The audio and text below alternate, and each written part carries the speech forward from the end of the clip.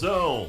Boa noite para você, amigo Alexandre Costa. Boa noite para amiga, para o amigo ligados aqui no Bola Rolando. Hoje, término dos treinamentos no CT Ninho das Cobras para o jogo treino de amanhã fechado para a imprensa e também, claro, evidente para o torcedor, porque será no CT Ninho das Cobras contra o América de Natal. E João Vitor Amorim conta a história do jogo treino de hoje envolvendo América de Natal, adversário do Santa Cruz amanhã no jogo treino, e o Clube Náutico Capibaribe. Uma base provável do time do Santa Cruz, Alexandre. Rock Kennedy, que foi muito bem na partida contra o CSA. Totti, que pode voltar à titularidade, já que no jogo contra o CSA foi Israel. Genilson, William Alves, uma zaga nova, e aí uma dúvida na lateral esquerda. Rodrigues ou Marcos Vinícius, que foi muito bem, você estava lá, na partida contra o CSA. No meio-campo, Lucas Siqueira, Balotelli ou Matheus Melo e João Pedro, e no ataque, Jonathan Ribeiro, Gilvan e Douglas Quilo. E ainda pode ter uma variação. Pode ser Lucas Siqueira, Balotelli e Matheus Melo. Aí pode ser o João Pedro, como jogou com o Retrô, com o comando do técnico Itamar Schulli, fazendo uma meia, quebrando para a direita, o Gilvan e aí o Douglas Esquilo.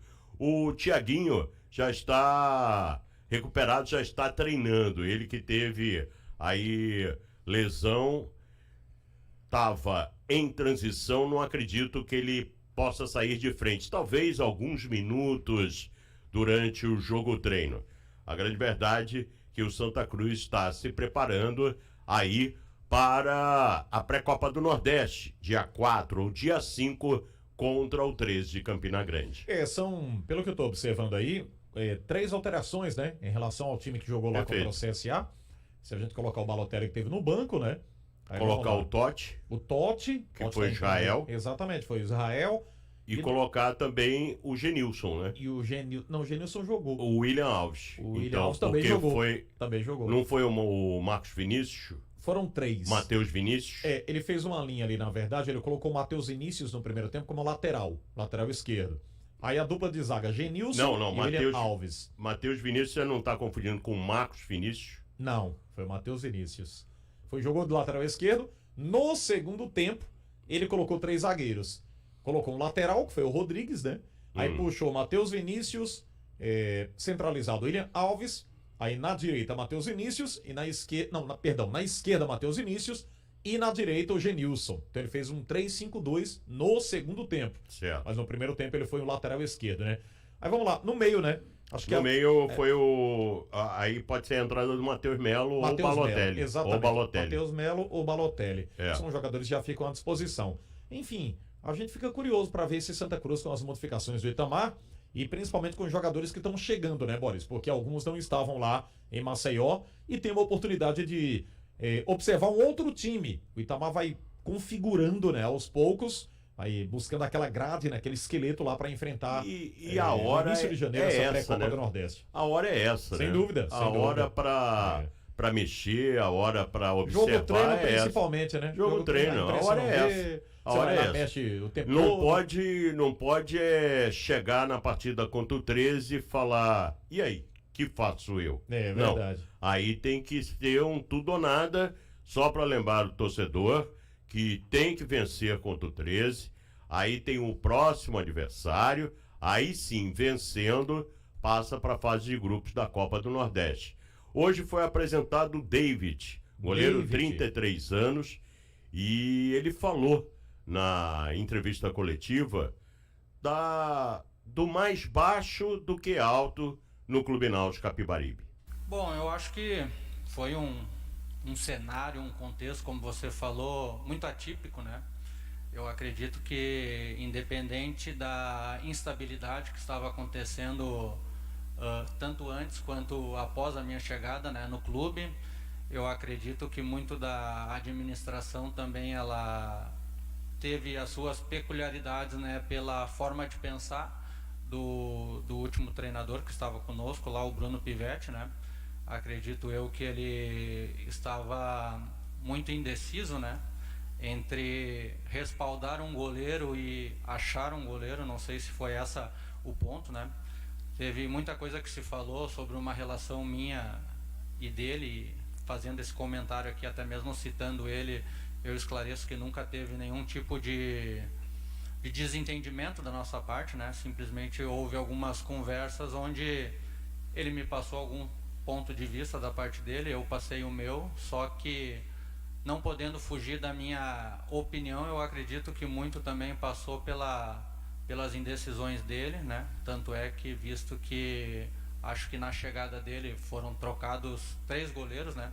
Até então o Wagner estava jogando, tanto com, se eu não estiver equivocado, né? Tanto com o Alan Al e depois com o Mazzola. E aí já havia estabilidade com o Wagner, acredito que desde o ano anterior, no ano de 2023.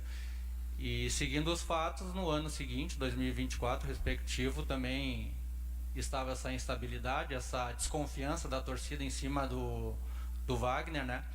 Até que chegou um ponto que eu sou procurado ainda na gestão do Mazzola, e acredito que naquela ocasião o pensamento tanto do Mazzola quanto da diretoria era trazer um goleiro tão experiente quanto o Wagner para brigar pela posição com ele, tanto para ganhar a posição quanto para elevar o nível dele, tentando se segurar no posto, né? Ou seja, foi nesse cenário que eu fui procurado, só que dias depois o Mazzola ele acaba saindo, o Wagner também anuncia que iria sair. Acho que o contexto ele muda, né? O meu nome já está na mesa, o Bruno conhecia muitos profissionais com quem eu trabalhei, a gente sempre teve muitos amigos em comum. Acredito que eu fui respaldado, né, por esses profissionais para vir. O Bruno se sentiu confiante, mesmo não trabalhando comigo, me trouxe, e a partir daí acredito que muito dessa instabilidade e dos 3 goleiros que acabaram alternando, como eu falei, eu não posso fugir de dar minha opinião, não julgo as decisões que ele tomou, mas eu acredito que foi muito em cima de indecisões dele de ou respaldar o goleiro ou simplesmente ficar procurando um goleiro que pudesse satisfazer algum tipo de análise que ele tinha ou desejo. Olha, sendo bem franco, a gente tem muitos amigos, né? Na nossa profissão, na nossa posição dentro da nossa profissão, né? Ou seja, eu tenho muitos amigos goleiros e eu já vinha vendo que o Michael, né? Até ele chegou no Botafogo após a minha saída, acho que um ano após a minha saída, a gente sempre teve uma amizade muito boa. Eu via que ele era um dos goleiros que provavelmente iria fechar aqui, né? Não sei o que aconteceu, mas enfim. E foi até uma surpresa para mim o Santa estar no mercado ainda. Eu também estava disponível porque estava conversando com alguns clubes, né? Acreditava e acredito que muitos clubes, principalmente a nível de Série B, como eu estava trabalhando lá em São Paulo, eles estavam passando por algumas reformulações. Eu recebi alguns contatos onde me pediram para dar uma esperada até início de dezembro, segunda semana de dezembro, então procurei ficar disponível até essa data, e aí acredito que o que aconteceu do acerto foi até mesmo obra divina, né? Foi a questão da necessidade do Santa estar no mercado ainda, à minha disposição, e em cima disso, como eu falei, em cima dessa questão divina, acredito que era para ter sido, e tomara a Deus que seja uma passada muito vitoriosa aí, tanto para mim quanto para o Santa nesse próximo ano. Pronto, aí o David explicando o que aconteceu no Náutico, que realmente não foi bem, houve uma indisposição de goleiros no Clube Náutico Capibaribe, e o David tem outra oportunidade aí para mostrar seu futebol. Agora já não é nenhuma criança, é 33 anos, jogou pelo CSA, Sim. Inclusive foi indicado pelo Mazzola Júnior, que o Náutico na época não o contratou. E vamos ver como é que funciona. O tempo dirá, né, Alexandre? É verdade. Eu estava observando aqui no currículo dele, a gente já passou aqui certa vez, mas ele falou até na entrevista coletiva que se fosse falar do currículo dele, ele ia requerer um bom tempo de entrevista. Agora, vamos lá. Ele começou a carreira lá no Cerâmica, né? Vamos lá, Cerâmica. Cerâmica da onde? Cerâmica, eu vou procurar até, viu, Boris, aqui. O São Luís, Brasil de Farroupilha, teve lá no São Paulo do Rio Grande do Sul. Então o Cerâmica deve ter sido lá do Rio Grande do Sul. É, lá do Rio Grande do Sul, exatamente. Aí tem o São José, Ipiranga de Erechim, grande parte da carreira lá no futebol gaúcho. Aí foi pro Ituano, CSA, 11 jogos e no Náutico apenas 6 partidas. O maior tempo de rodagem dele aqui foi no Ipiranga de Erechim. Enfim, ninguém tá menosprezando o Ipiranga de Erechim, né? Mas eu tava vendo até quando ele foi contratado, foi anunciado, grande parte da torcida reclamando. Mas é a realidade, né, Boris? Não tem pra onde. A gente vai até comentar um pouquinho sobre isso. Essas contratações aqui do futebol pernambucano para a temporada 2025. Com exceção do Sport, que está na Série A. Cada um tem a sua realidade própria. Cada um tem sua realidade. E, aliás, o Náutico está comparando-se um pouco com o Santa Cruz, porque a questão financeira ainda pesa muito. Não é nada. O Santa Cruz contratou 19 jogadores. Sim. Quantidade não é sinônimo de qualidade. Mas contratou. Você vê, você novamente trouxe o Totti. O Totti é um bom lateral direito. Sim. O Genilson é um bom zagueiro. Já comprovadamente isso. Você traz o Thiaguinho, ele agradou e muito. Eu tô pensando jogadores que pelo menos a gente conhece. Você traz o João Pedro de volta. João Pedro agradou no Retrô e agradou na passagem dele pelo Santa Cruz. O Israel. Eu gosto do Israel. Pois é. Aí você tem alguns pontos de interrogação que o tempo é que vai dizer. O Benache não é um mau zagueiro. Sim. O Michel Benache jogou no Retrô. Quer dizer, então tem alguns pontos que eu mesmo não conheço. Se alguém conhecer, ótimo. Agora, eu não conheço. Então, já que eu não conheço, eu não posso criticar. Eu tenho que esperar o tempo. E a gente tem que ser muito sincero, né? Quando você traz jogadores de times modestos, não vou usar time pequeno, não, expressão, não. Times modestos, que tem um orçamento também modesto, né? O Santa Cruz hoje é um time modesto. É um time de torcida, Exatamente. É um time de camisa, mas é um time de orçamento modesto. Para contratar é considerado mas não orçamento modesto e para fazer um time modesto aí para. A verdade tem que ser dita. Tem que ser dita, sem dúvida. Aliás, o torcedor, há muito tempo, viu, Boris? Quando a gente falava isso aqui antes, você ficava chateado, mas hoje ele é muito conscientizado. Tomou essa consciência de que não tem mais como contratar grandes jogadores. Eu digo grandes jogadores, os caras que estavam lá na Série A, saindo para a Série B, ou que caíram para a Série B. Se você contratar um grande nome, tenha certeza, torcedor, que é final de carreira e vai dar trabalho. Vai dar problema. Ou então, se tiver um projeto muito audacioso. Com investidores. Porque para trazer um jogador caro e não poder pagar, isso aí é a realidade do Santa Cruz, já fugiu há muito tempo, né? Não tem nem para onde correr. Aliás, o Náutico também tá nisso, né? O Náutico trouxe o Mezenga, que tem uma carreira legal. Sim, você tem o Paulo Sérgio. A gente pode até conversar isso no movimento esportivo. Que também não são... A gente vai falar bater um papo sobre isso. Legal que isso, também não são jogadores tão... né? Mas já são um sarrafo a mais. Já são um sarrafo a mais. Mas se a gente colocar na prateleira lá que o torcedor alvirrubro esperava um grande nome, os grandes nomes não deram certo. O Matheus Melo de Santa Cruz, por exemplo. No Náutico já. Vamos. O Matheus Melo, por exemplo, que fez uma excelente temporada pelo Santa Cruz, no Campeonato Pernambucano, pelo Santa Cruz. No Amazonas não foi bem utilizado e no Náutico foi subutilizado. Aliás, ele chegou a nem ser relacionado.